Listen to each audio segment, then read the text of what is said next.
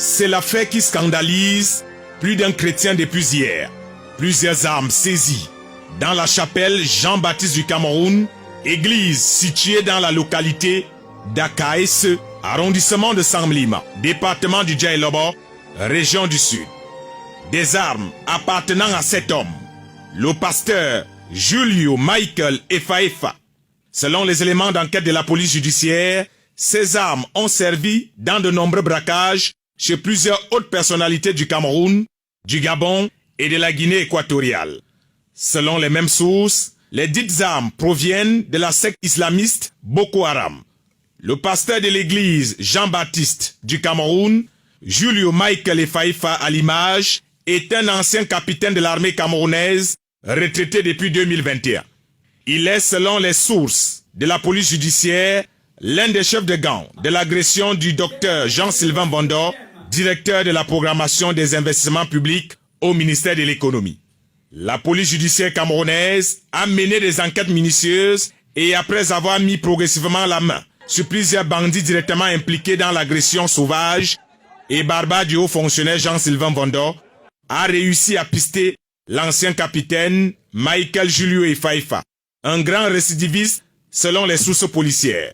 Après l'agression du président de la section RDPC Djaïlobo 1, le disciple de Jean-Baptiste, une fois informé que sa victime n'est pas passée de vie à trépas, va improviser une nuit de prière spéciale pour les malades et va se rendre à l'hôpital de la Caisse où était hospitalisé le docteur Jean-Sylvain Vondor.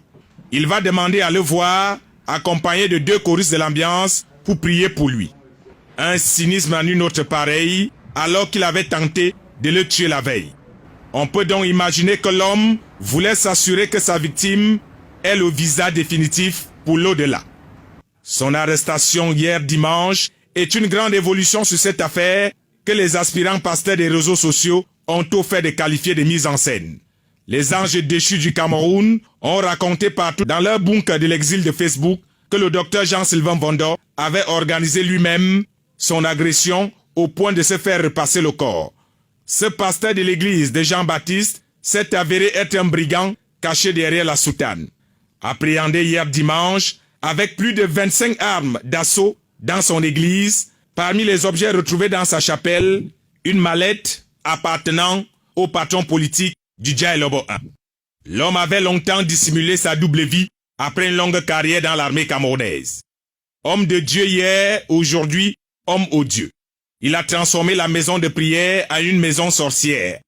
L'église, jadis lieu de paix, de sanctification et de bénédiction, est devenue un repère de brigands. Des gens de mauvaise vie armés jusqu'aux dents ont décidé de prendre en otage l'évangile de Jésus-Christ. Sa dernière victime, le docteur Jean-Sylvain Vondor, à qui il a fait réciter le credo sur la croix du Calvaire pendant des heures à son domicile à Omisport, a réussi à s'en sortir vivant grâce au miracle de Jésus-Christ. L'homme qui savait être aujourd'hui un véritable brigand était pourtant hier un prédicateur de l'évangile. Et comme on dit en langue boulou, Amota Zambe, Avaledi, Enaya.